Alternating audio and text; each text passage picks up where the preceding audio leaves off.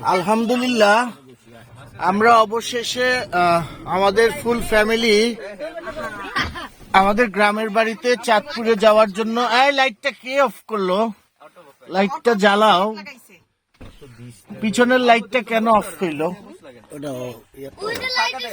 হ্যাঁ, এই যে মোটামুটি সবাই এই গাড়িতে আমরা কজন আছি? সামনের গাড়িতে আছে